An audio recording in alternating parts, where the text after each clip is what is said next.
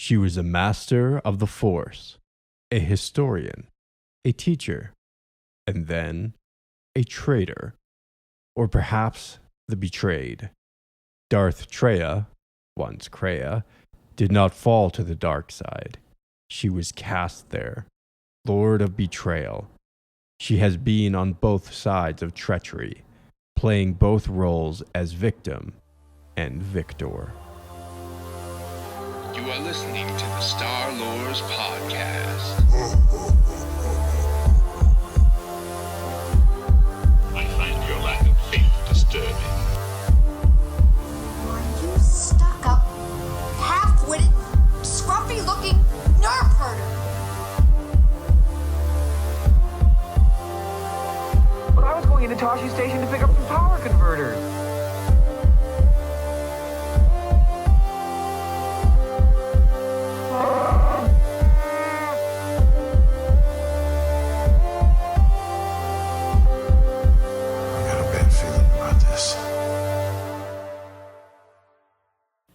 Jedi. I was a historian once, gathering the relics of the Jedi, learning the ancient mysteries. Always there were more questions. One quickly learns that the Jedi Code does not give all the answers.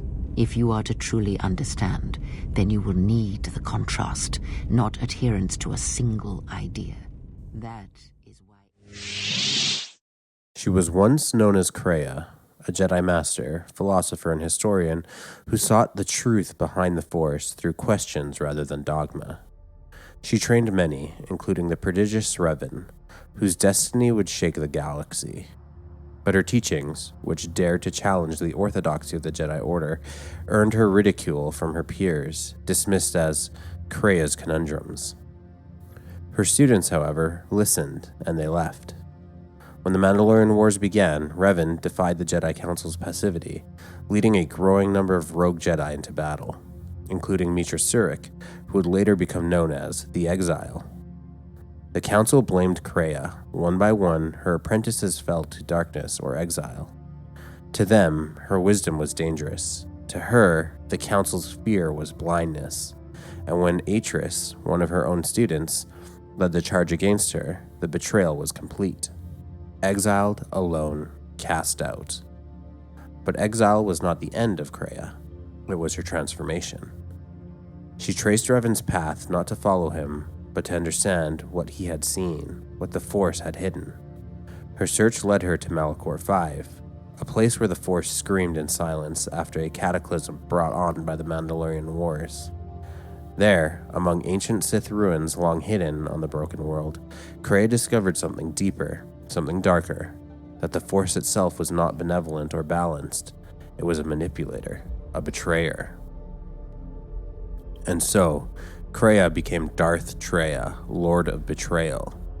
Not because she craved power, but because she had been betrayed by the very thing she once served. The Jedi, the Sith, the Force itself. All had used her, lied to her, and through her, betrayed the galaxy. But Traya did not seek revenge, she sought understanding. And in her eyes, to understand the Force was to destroy it.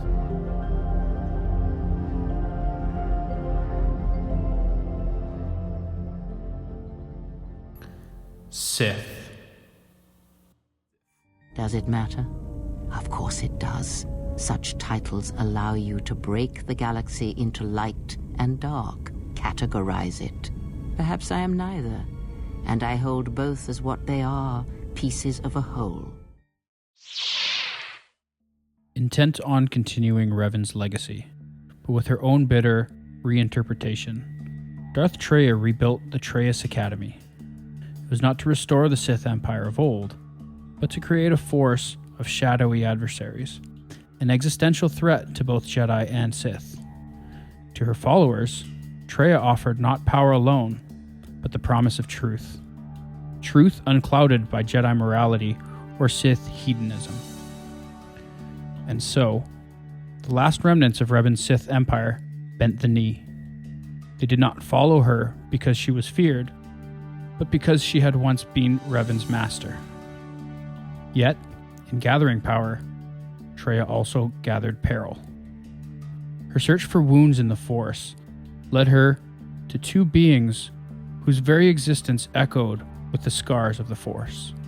Individuals who had been consumed become entities of Force phenomena.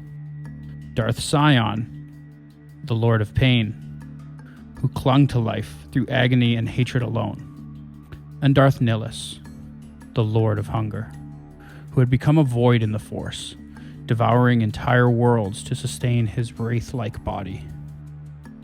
Together, they formed the Sith Triumvirate, a dark pact with a single aim: the annihilation of the Jedi Order. But as with all things born of the dark side, unity could not last. Traya and Nihilus were not students, they were predators, twisted reflections of Traya's own teachings. Traya's attempts to mold them failed. Traya grew to resent her whispers, calling them weakness. Nihilus became enslaved to his hunger, forgetting all purpose but consumption. He had given them knowledge, and they turned it against her. In the Traya's core, her apprentices betrayed her. They stripped her of the Force, tore her from power, and cast her out into the darkness of space. Once again, betrayal. Once again, exile.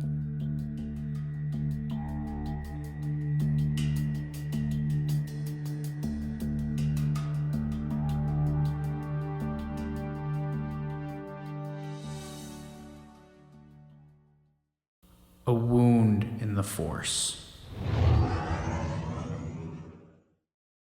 Returning to the galaxy as Kreia, she abandoned the title of Sith Lord. But not her intent. The triumvirate slaughter of the Jedi was, in truth, her smokescreen. Her true weapon lay not in Sith assassins, but in Mitra Surik, the Jedi exile.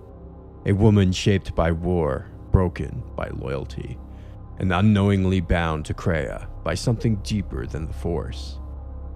One a mighty warrior and commander in Revan's army as a Jedi, Surik had been deeply wounded by her actions at the Battle of Malachor V. Giving the order to activate the devastating superweapon, the mass shadow generator, which killed almost everyone at the battle, friend and foe alike. The psionic assault was too much for the young Jedi, and in order to protect herself from the wound in the Force she had created, she instinctively severed herself from it entirely. Surik was soon after officially cast from the Jedi Order herself, becoming the exile. Kreia found Surik adrift, both literally and metaphorically. After the exile's return was leaked by Jedi Master Atris, Surik was captured aboard the Harbinger, drugged by a rogue HK-50 droid. Kreia intercepted the ship, extracted the exile, and with the help of T-3M4, escaped as Darth Traya and his assassins boarded. They crash-landed on Paragus II, a lifeless mining station, and the backdrop for a fateful reunion. It was there that Kreia and Surik unknowingly forged a Force bond, a tether of power and emotion stronger than either understood, as the two navigated the haunted corridors of Paragus with the cynical Atten Rand, a mysterious rogue. Kreia guided, challenged, and warned Surik of the stakes, that survival required more than strength. It required purpose. Kreia's manipulation had already begun. Her words were sharp, layered, laced with both wisdom and venom. She chastised Surik for her distraction, praised her instinct, and all the while pushed her deeper towards something else. Something beyond the light, beyond the dark. Together, they fought to escape the dying station, pursued by the Sith and haunted by the past. Kreia had lost everything: her students, her purpose, and her power. But now, with the exile at her side, she saw the chance to strike at the greatest betrayer of all. Not the Jedi, not the Sith, but the Force itself.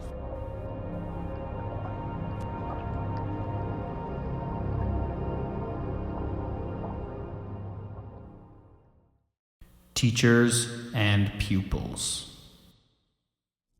I sense you, my master. Faint, weak. Your senses betray you, as you betrayed me. After all that's happened, still you live. You are difficult to kill. For one as limited as you, perhaps. To have fallen so far and learned nothing. That is your...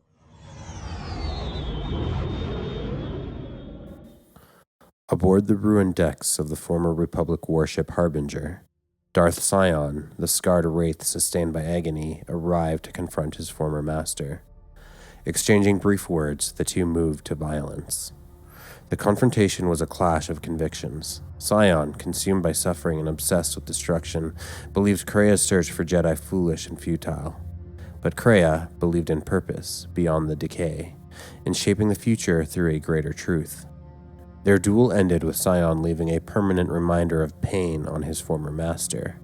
In a flash of crimson lightsaber, Kreia lost her left hand, and through their force bond, Mitra Surik felt it as if it were her own. Forced to retreat, the trio, Surik, Atten, and Kreia, fled to the light freighter, the Ebon Hawk.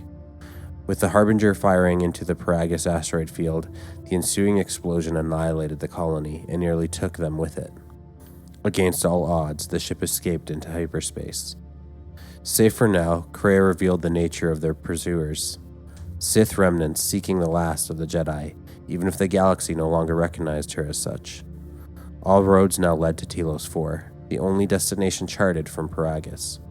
Kreia hinted at the strange web of events leading them together, suggesting that such coincidence was never random, but influenced by the Force. Kreia withdrew to the ship's quarters, hiding her wounds behind pride, but Atten Rand noticed her suffering. He confided in Surik. Kreia cared more about the exile's opinion than she let on. When confronted, Kreia admitted that the bond between them could be fatal. If one died, the other might perish as well. And still, Kreia remained secretive about her past with Revan, choosing instead to focus on shaping her new student.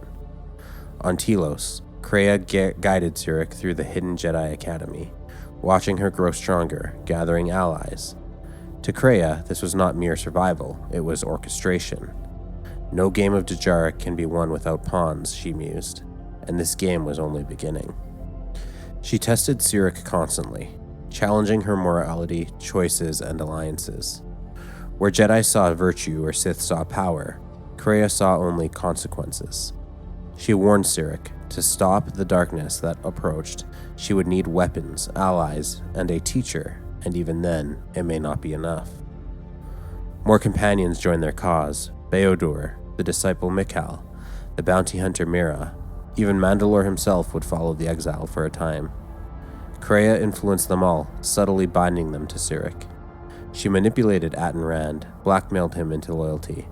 She twisted Mikal's perception, rendering herself invisible to his Force abilities until she deemed him ready. To Mira's counterpart, the savage Wookiee Hanhar, Kreia granted purpose, twisted though it was.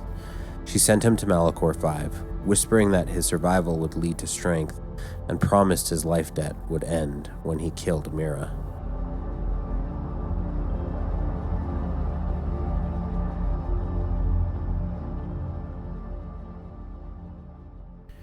Path of Outcasts.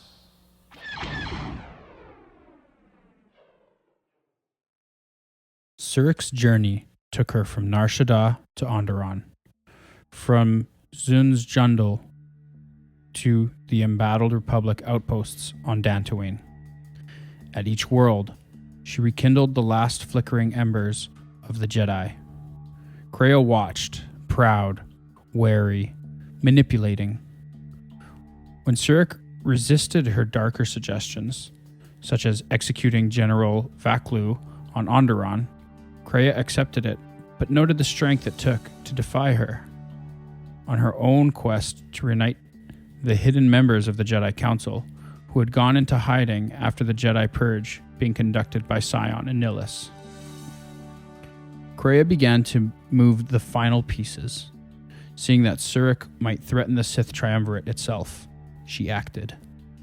She manipulated events during the Civil War on Onderon to leak the deceitful message to her other former apprentice, Darth Nihilus, that a group of Jedi was amassing on the planet Telos. This lie was a trap. She knew Nihilus would come, driven by hunger, and when he did, it would be Surik, her last, greatest student, who would face him. But first, she had other loose ends to attend to, other betrayals to repay.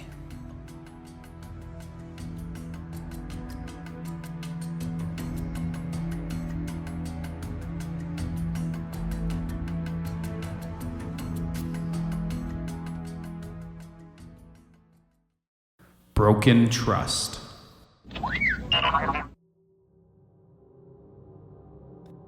As Surik and her allies assembled the remaining Jedi Masters, Zez Kyle, Vruk Lamar, and Kavar, Kreia's manipulation entered its final phase. When the Jedi gathered on Tatooine, ready to judge Surik once again for her past in the Mandalorian Wars, they did not see what was coming. They had betrayed her once. They would not do so again. Kreia would confront them not as fallen Jedi or Sith Lord, but as something beyond both. Tatooine was quiet, scarred by the past and slow to heal. It was here in the crumbling remains of the Jedi Enclave that the last known masters of the Jedi Council, Zez Kyle, Vruk Lamar, and Kavar, convened once again. They had summoned Mitra Surik not to welcome her back into the Order, but to judge her, to pass sentence. Their verdict was clear. Though she had survived exile, fought to preserve the Republic, and reunited a scattered Order, they still viewed her as dangerous. Her severed connection to the Force, the devastating wound at Malachor V, and her uncanny ability to form bonds with others, none of it sat well with the Masters. She was, in their eyes, a threat born of war, born of horror and death. Kreia was waiting. As the council debated what to do with their former general, the shadows thickened. The room dimmed with the weight of presence. As Kreia entered the Enclave, her voice a whisper of velvet malice. She confronted and decried the council, accusing them of being blind, accusing them of being bound by their orthodoxy. And then she struck. Without a blade, without a scream, Kreia reached into the Force and unmade them. With a mere gesture, she drained the life from Zez Kyle, Vruk Lamar, and Kavar, ripping their essence from the Force and leaving their bodies lifeless. It was not vengeance. It was a lesson. Kreia's war was not with the Jedi, nor with the Sith. It was with the Force itself. To her, the Force was not divine. It was not destiny. It was a parasite, a will that moved without consent, shaping lives and ending them at its whim. It chose champions, dictated outcomes, and cloaked its manipulations behind words like fate and balance. Kreia had been Jedi. She had been Sith. She had seen both dogmas fail, their endless wars guided not by choice, but by the whisper of a cosmic will. Her final plan was to destroy the Force.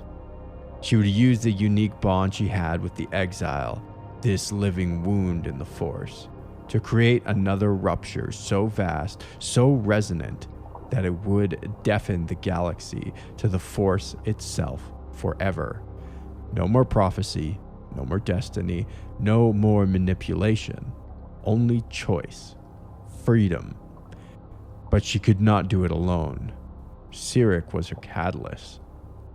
Kreia left the party of Mitra Surik to return to the Traya Academy and prepare to confront her student. However, Surik would still need to challenge the other members of the Triumvirate first.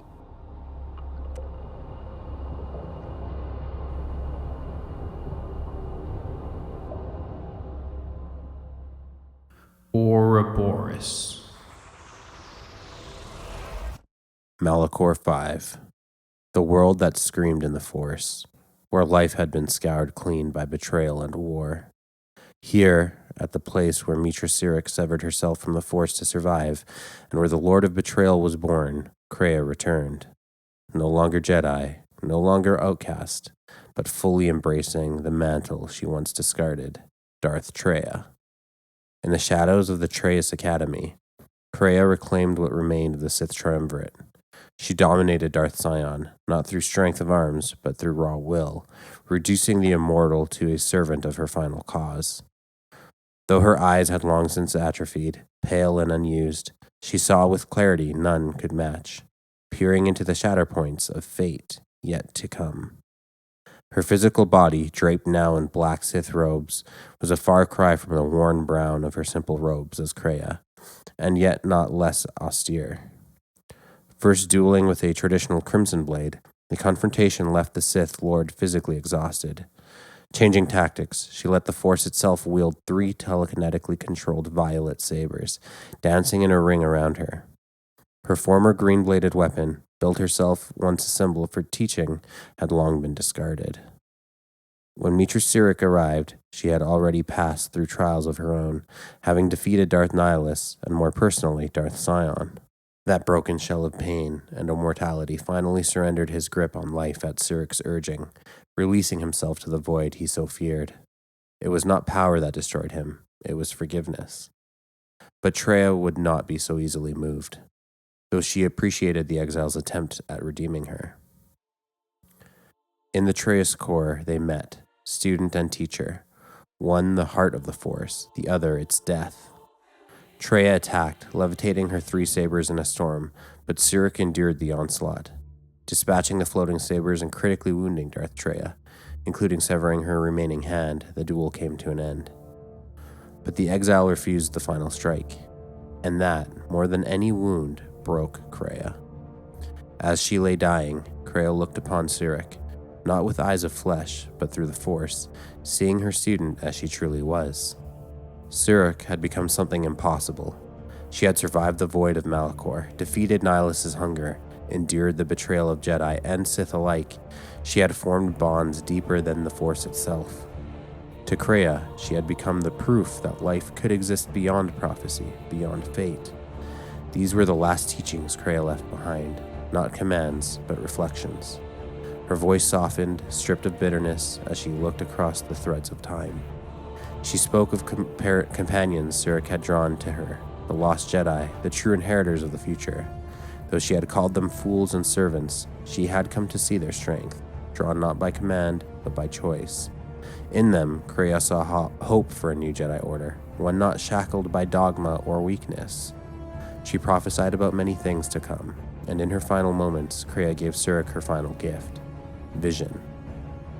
Drawing on the massive wound in the Force that was Malachor, she pierced the veil of time, glimpsing destinies yet to come. She foretold the fates of Sirik's allies, of wars yet to burn across the stars, of the death of Mandalorians at the hands of Jedi, of betrayals beyond their lifetimes.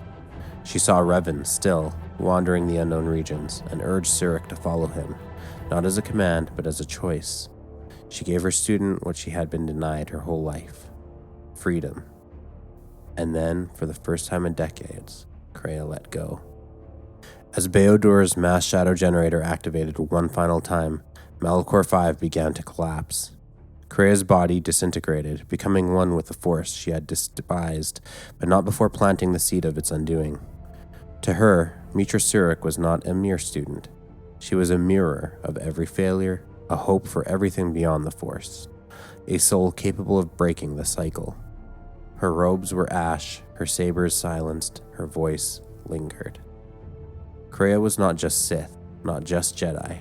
She created her own philosophy of the Force, one that contained aspects of both but was firmly rooted in the acquisition of strength beyond simple raw power. Her final revelation was also unique. She had come to the final conclusion that to be truly free, the Force itself had to be destroyed. Despite her alignment to the dark side, Kreia felt that the Sith had become over-reliant on the Force itself, rather than themselves as a source of power. Like her former students Nihilus and Sion, who exemplified that this over-reliance on the Force would ultimately leave them slaves to the cosmic powers rather than masters. Her manipulation, her cruelty, her contradictions, each was a lesson.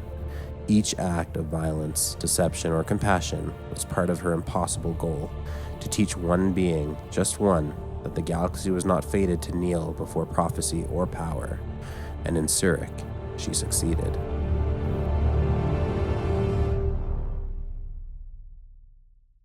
And there must always be a Darth Traya. The galaxy needs its betrayers, especially in the times to come.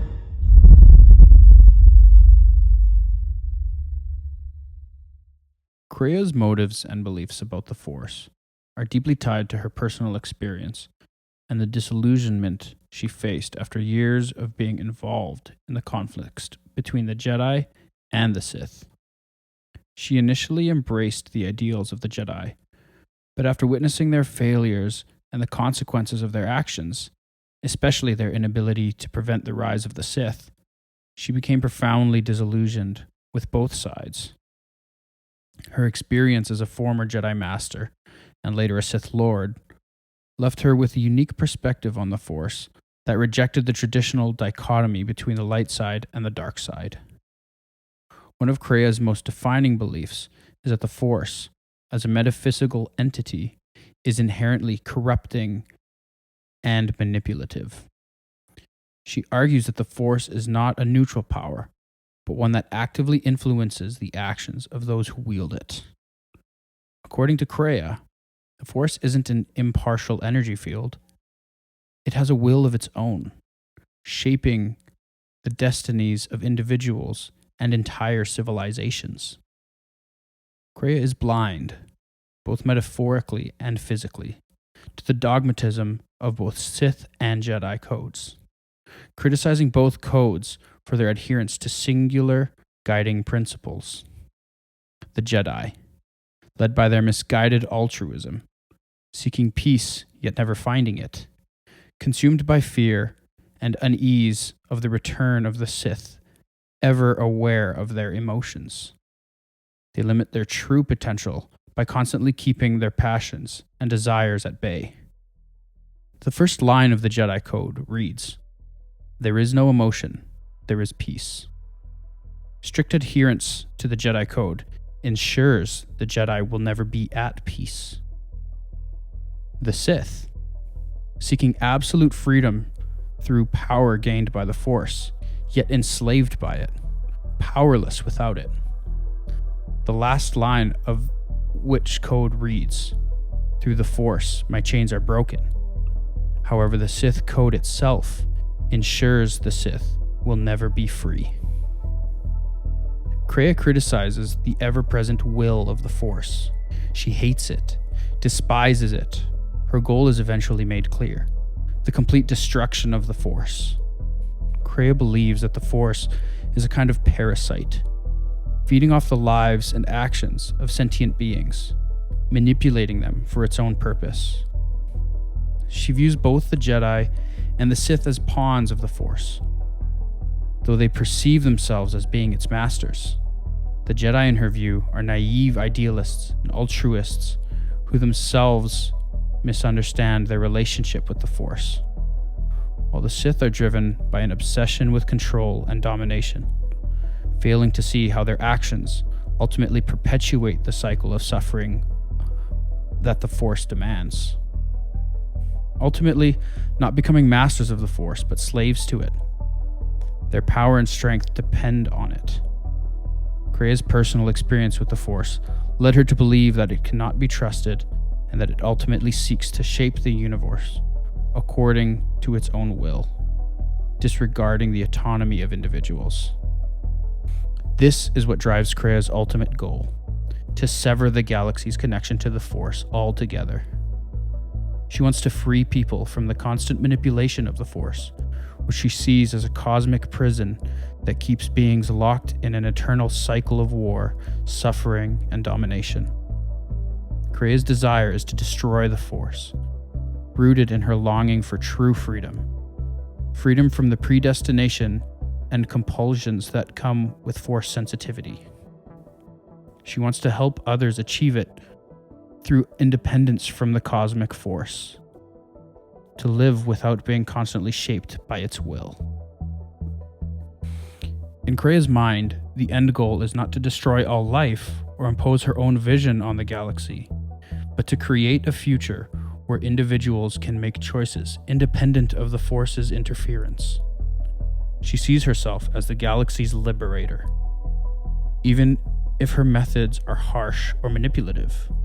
She encourages the exile to question the very nature of the Force and whether it is worth serving a higher power that seems to have its own agenda.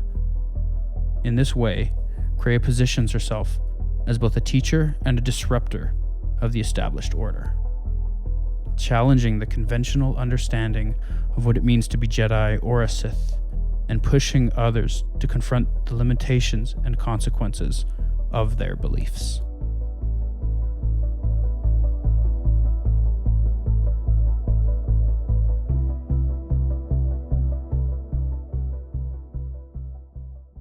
Now a word from our sponsors.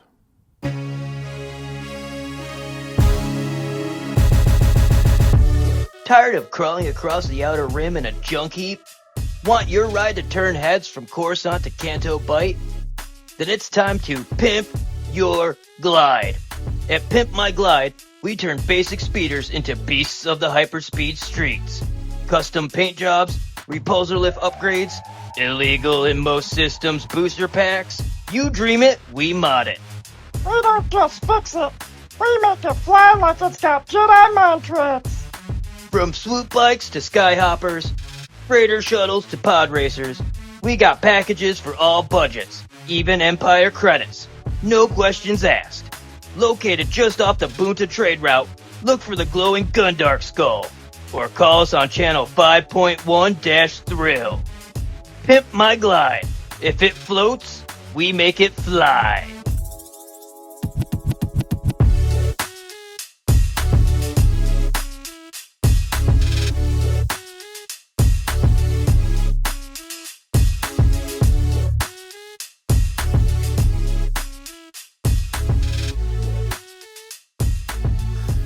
Welcome aboard the Millennial Falcon. This is Christian. And this is Jordan. This is Frankie. We're currently on the beautiful world of Telos. It looks like the restoration project finally got off the ground, found some funding, and is working. Yep. But first, we want to thank all our supporting listeners, all our Patreons. You guys help to keep this bucket of bolts in the air. And we got a couple new ones. First one, I think you pronounce it Treyway. But if what an appropriate episode to be on. Yeah. Darth Traya. Yeah. So can correct me if I'm wrong, and Adam. So thanks guys for becoming members and supporting the show. If you want to become a member, $3 a month, and you get access to all the bonus content. We also have a $5 tier where you get not only the bonus content, but you get access to ad-free episodes as well. We can also do single episode buys on Patreon, and we do single donations at PayPal, starlordspodcast@gmail.com if you are so inclined. We also do Bitcoin. Check out the links in all the description, and you'll find our Bitcoin wallet if you want to support us that way. And we have merch on Redbubble. Also, if you can't support monetarily, absolutely not a problem. But one thing you could do that helps a ton is rating and reviewing the show, especially Spotify and Apple Podcasts. But wherever you listen to podcasts, rating and reviewing definitely helps to spread the good news of Star Wars. And follow us on social media. We are on Discord, Instagram, X, Facebook, and for any other inquiries, comments or anything like that, you can send them off to starlordspodcast@gmail.com. And again, in the description of this show, you will find our link site that has all the links there of the aforementioned items. So you can go there and connect with us. We love hearing from the fans and love hanging out with people in the Discord community and whatnot. So but I think that's all I got for now. All right. Awesome. Well, this is going to be an interesting episode. KOTOR to Darth Traya. Kreia. I might interchangeably use her various names or identities. KOTOR 2 has left a huge mark on the community. It's a lot of people's favorite game. I think it's one of your favorite games, Jordan. Oh yeah. It's got a lot of interest from the community. So hopefully we can do it justice with this discussion, although we will always be limited by time.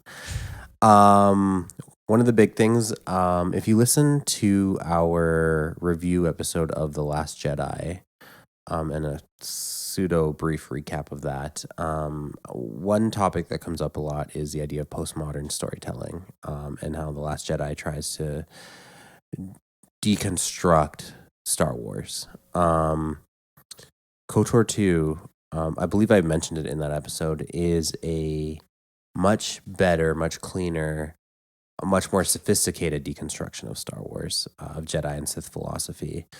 And it also serves as presenting multiple philosophies rather than just tearing apart what Star Wars is. It offers a number of views that compete within the realm of the story. Just from my own interpretation of it, there seems to be a lot of like Ayn Rand's objectivism, seems to be very strongly supported by Kreia and her philosophy. And although the game does ultimately make Kreia out to be the bad guy, she's also presented very sympathetically. And I do wonder if the authors intentionally are like just throwing these two different philosophies into an arena essentially and battling out, the traditional idea of Star Wars of light and dark, Jedi and Sith, or offering like this objectivist view of Star Wars while deconstructing the alternative. Totally. I was even getting, and this may be out of left field, but some like Aleister Crowley vibes.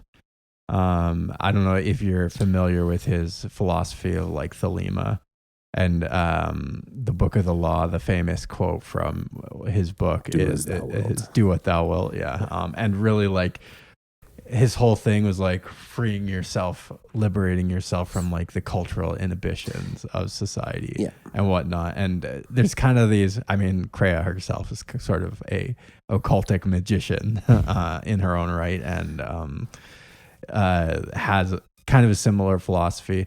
And I know that guys like Anton LaVey, who was like a Satanist, 30 years ago, 23, I think he's dead now, but he was influenced heavily by both Aleister Crowley and Ayn Rand, and he had like a very similar sort of philosophy. But just sort of some sort of thoughts of and that's exactly why I say it's an arena of ideas, right? And like a lot of these ideas are influenced by each other. Like Ayn Rand's almost a birth child too of like nihilism by Nietzsche, right? So and a lot of that influence, like you can see where you can trace where ideas either originate or where obviously Nietzsche would have had his own influences, but how they kind of trickle down to each successive philosopher. Like the heavy emphasis on individualism and individual power, originating with things like Nietzsche, like beyond good and evil, beyond Jedi and Sith, and how that feeds into like all these different ideas, and they all kind of are represented in different characters, and they kind of battle their philosophy out through the story. And I think that is how you do a deconstructed Star Wars story. That is actually a sophisticated approach. Rather than the blunt force trauma to the head that was The Last Jedi. They could have learned something from the writers of KOTOR. Absolutely. But yeah, like a lot of what Kreia does end up doing throughout the game is she fundamentally deconstructs the Sith ideals, the Jedi ideals, and then starts to teach the player her way. One interesting thing, though, is that she still ultimately does align with the dark side. She just wants to go beyond what the dark side is, and that's why she takes on the moniker of Darth Traya. Yeah, that was one of the things, actually, one of the questions I had and wanted to bring up was, why would she re-identify with the Sith if her ultimate goal is to both sever the Force's connection to all people? Why is she, again, like you said, deconstructing both Jedi and Sith? Why then take on the mantle of Darth again and ultimately identify with Sith again. I wondered that too for a bit. But fundamentally, her ideals still are heavily entrenched in that individualism, which is what defines Sith philosophy. If you go back and listen to our Sith philosophy episode, that is still the fundamental dark side of the Force, right? It's still self. It's just her now becoming the master over the Force itself, even. And ultimately, by destroying it, she proves that they are superior to the Force. So it's still in alignment broadly with the dark side, with that emphasis. But it's supposed to be beyond Sith. Like, she's evolved past the shackles of, Darth Nihilus and Darth Sion, who are controlled. And ultimately, like, you see that same slavery with Darth Vader and other Sith lords. And it's often kind of like, we make that comparison like drug addiction. You've heard in other episodes where like you get supercharged by the Force, but it ultimately demands more of you and you become dependent on it. And that's something that she absolutely abhors. But her ultimate, like, effectively, would her ultimate goal be to like rule over the Force by being its last master, and then destroying it. Right, exactly. So ultimately fulfilling a Sith desire. Right, like you are. How more powerful are you than the Force if you destroy the Force itself, right? Which ultimately becomes her goal, which is very interesting. It's very like, killing God, killing morality, destroying, breaking the wheel. And then that cycle of violence too that she talks about, like, and it's funny because in the universe of Star Wars, like, you do see that cycle of violence. We often joke on this show a lot about how the Jedi and the Sith fighting eternally are the Star Wars, right? And so many people die because these two philosophies just can't get along, and they just end up like all the collateral damage that emerges from it. You don't really get the perspective of the common man who just has to live in that galaxy with these battling superpowers, right? I think there's also like a question of what will happen if Kreia or Traya is actually successful in killing the Force. Yeah, sure, maybe that would liberate all sentient species, or it could just kill them all. Yes. Yeah. Yeah, and I do think that is the ultimate gamble. Is Kreia right or is she wrong, right? Yeah. And if she's wrong, she's going to annihilate everything. And it'll be like learning how to split the atom, right? But like for all life. Yeah. And I think there might be weight to that in that Obi-Wan, like, in his definition of the Force, right? It's the Force that is effectively sustaining all life in the galaxy. Yeah. It binds everything together. It's the Force. So yeah, I think you lean towards, everybody probably does die if she is successful, which is funny because that's not actually her ultimate goal. She actually wants people to liberate people from the Force. Yes. And so that's where I kind of wonder about, like, you always got to kind of divorce what the author's trying to say, what the author has left open-ended for people to interpret, and ideas like that. And it's really hard with an RPG, like, which is the right answer, because often RPGs give you multiple options and multiple endings. And so, like, in the end, like, you can assume that Kreia is wrong in the sense that her philosophy is kind of subverted by the exile, by Mitra Surik. She proves that she can still be a light side Jedi, but still operate independently of the Force. She's not just a lackey of the Force's will. But at the same time, those questions that Kreia raises are still valid, right? Like I just mentioned, like this endless cycle of violence. Like, okay, great, now you've just doomed the galaxy to endless war, which we see for thousands of years after the fact. Almost like it rhymes. Well, it's more very like George whether, Lucas. whether or not the author himself came to a conclusion as to whether or not Kreia is right. And Kreia often talks a lot about the truth, getting to the fundamental truth of the universe, which comes again more so like this objectivist idea rather than the postmodern idea of like there is a truth and Kreia believes she's discovered it. Although that truth is not savory to most people, is that like the Force needs to end, which again you can hear echoes of in The Last Jedi, right? And even with that too, even Kylo Ren being like, it's beyond the Jedi, beyond the Sith, right? And that will bleed and dovetail into another conversation about Gray Jedi, which we'll have here shortly in the next few episodes. But that's just a little teaser to get you started. Not for anybody here, obviously, because obviously we all are caught up to all the words being presently used, but if there was someone who, not saying it's me, not saying it's anyone at this table, like I said, but objectivism, so if someone wasn't fully familiar with that term, again, not myself, not just making that clear. I am obviously aware of it, but just for people who are just curious, who may just remind, listeners about how that would be defined. Yeah. So it originates with Ayn Rand. She heavily emphasizes ideals of like individualism. It's like really all about self-interest, and like selfishness is a virtue. Yeah. That's like what peak objectivism is. And is that even things that you do, the claim is that even things that you do for other people that look like self-sacrifice are actually only for yourself. For your actually benefit. just doing it because you want to feel good about it, right? And there's some truth to that. Like you do things like acts of self-sacrifice, though I do think people will do things that I think people like Christian martyrs and stuff like that, they will do things that threatens their own survival. And I don't think that Ayn Rand is correct in many of her assertions, but that's sort of the whole philosophy is, ultimate self-interest, which sounds very Sith-like. That's exactly how I would have described that. Which that's why Kreia revolves back into Sith. No, thank you for that. On the same page now. Yeah. There's a lot more obvious nuance to it, but we're not trying to turn this into a philosophy podcast. I just wanted to quote the author, one of the writers. I keep forgetting his name. I know I did this in the last episode too. But he expressed explicitly that a lot of Kreia's musings, Kreia's philosophy, came from his own personal frustrations with the ideas of the Force. I'm just reading from a quote from an interview. As much as the nature of the Force frustrated me in some respects, Kreia was the personification of that frustration.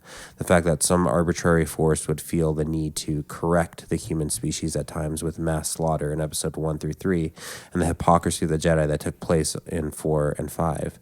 I've never really forgiven Ben Kenobi for his lies in episodes 4 and 5, and Kreia definitely echoes that. Her one redeeming feature is that for a former Sith Lord, she loves the player and what she represents. She sees in the player a chance to turn away from the predestination and destroy that which binds all things, giving the galaxy back its freedom. Again, that also makes Kreia super cool and unique as a villain, that she's not just trying to dominate, she's actually trying to destroy the Force itself. It makes her like a very big existential threat. But also, again, like this echoes that writer's actual frustrations with Lucas's setup of the Force and the Jedi and the Sith. Again, I encourage listeners, if they haven't in a while, go back to listen episodes 1, 2, and 3 that describe like Jedi philosophy, Sith philosophy, and then broadly like its connections to real world philosophy, because a lot of people also, and we've repeated this a few times, misunderstand how the light side and dark side are supposed to work. They get frustrated with Lucas's vision of that balance. Is the light side the truth, and the dark side is a perversion of that truth? Therefore, the dark side should be expunged rather than the yin yang position of light and dark in balance. And then you also have, and that's where it kind of leads into like discussion around Grey Jedi, which I don't want to have on this episode, but we will have soon. But yeah, just to kind of link all that together and bring it to a close. Some other obvious ideas from Nietzsche is that master-slave morality. She brings up herself, again, referring to the dark side being, becoming slaves to something, vice, or in this case, the Force. Real quick on that. Yeah. One thing I actually found in like preparing for the episode, which is super cool, is the Nietzschean, it's almost the inverse of like master slave morality, where like slave morality in like in the real world came out as like the response to master morality. It's almost the inverse of that with, and tell me if I'm right about this or not, but how the Jedi come first as a slave morality kind of underpinning their whole philosophy, and then the Sith are reactionary to that. Yes, as individualists. Right. Yeah. Yeah. Breaking free of the which is almost the inverse utilitarian of what Jedi approach, right. or not utilitarian, which is super cool. It's cool to kind of flip that, I think. Sorry, I meant altruism, not utilitarian for the Jedi. But yeah, I think that's exactly it. It's a reversal of that. One of the philosophies I actually did know going into this episode. Fair enough. And by the way, the writer's name is Chris Avallone. Was the person I was quoting from earlier, the writer.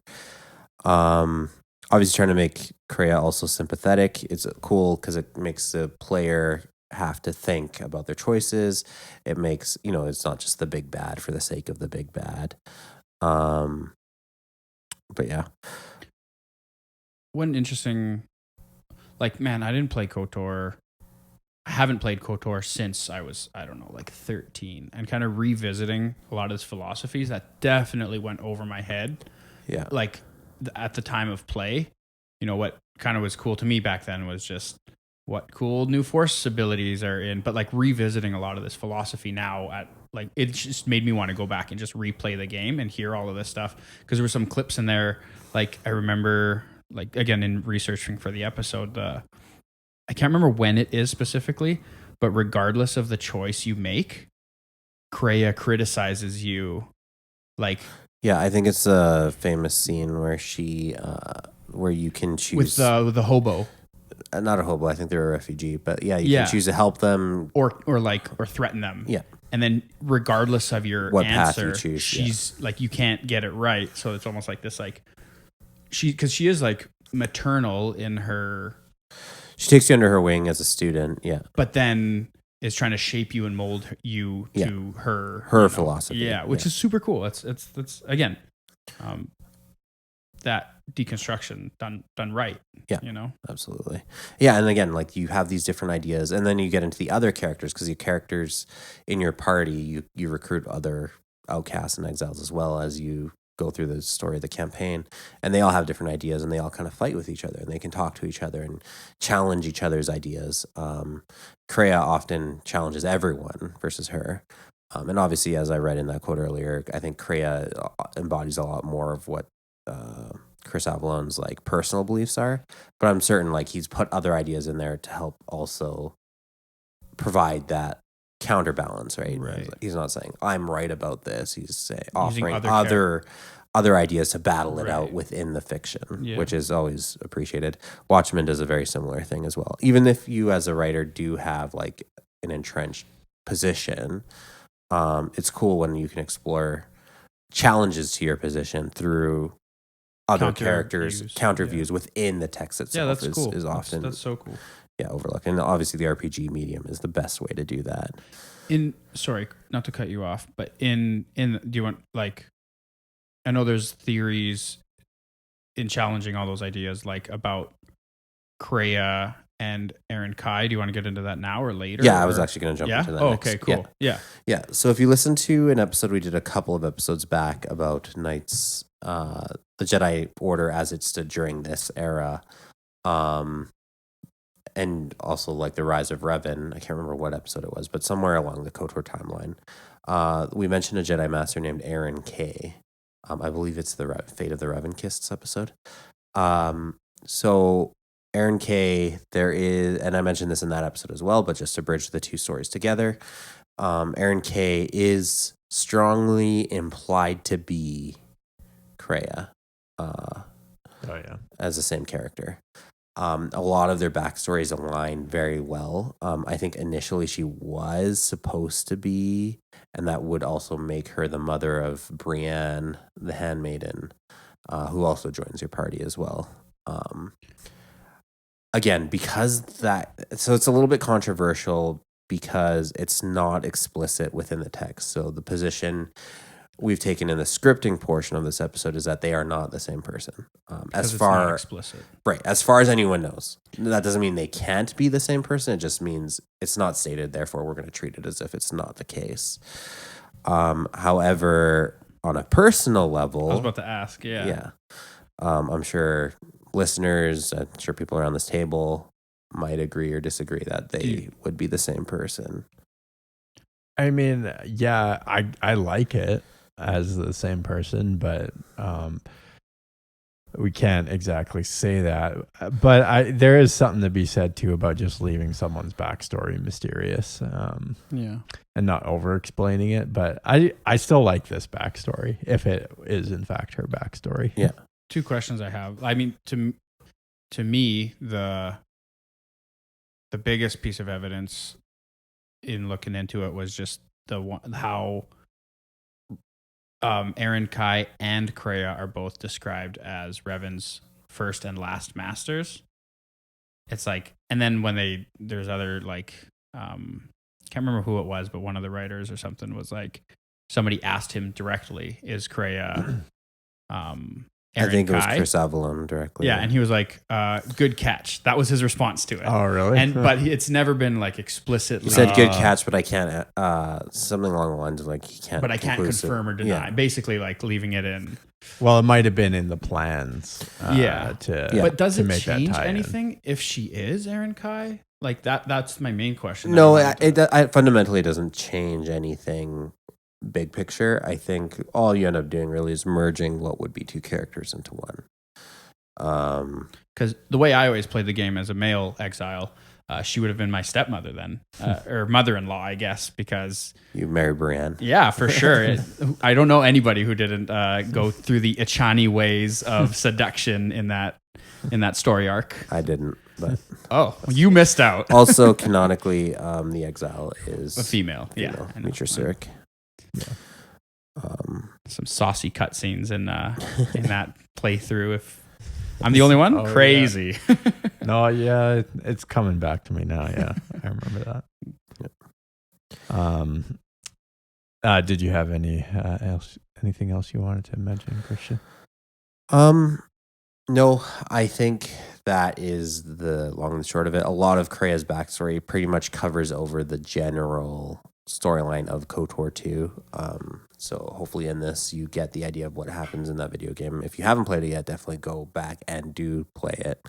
But this is both the story of Darth Traya, Mitra Surik, and KOTOR 2 essentially.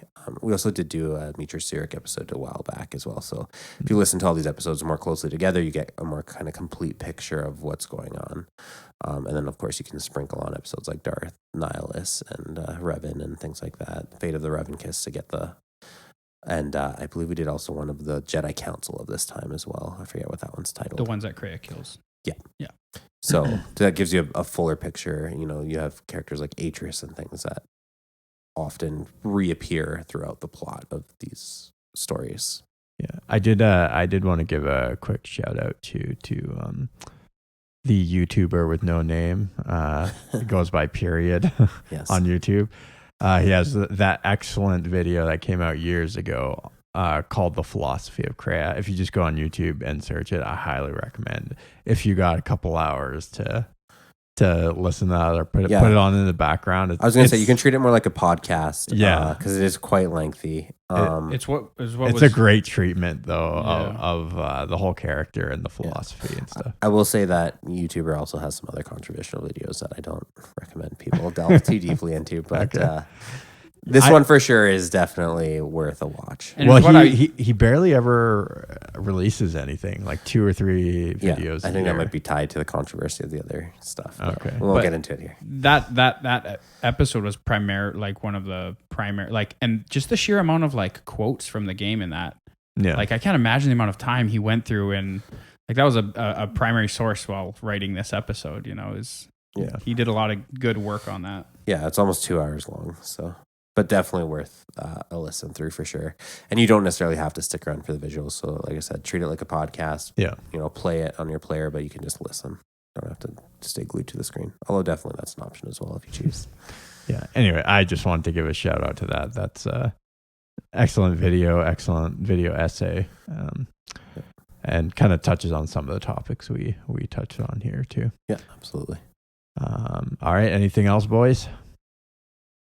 That covers it for me. No, that's All right. some of my questions I wanted. Well, guys, make sure to reach out to us on all our social media, Facebook, Instagram, x.com. And don't forget to rate and review the show. Help us out. Come on. Spread the word. Anyways, thanks. We hope to see you next time.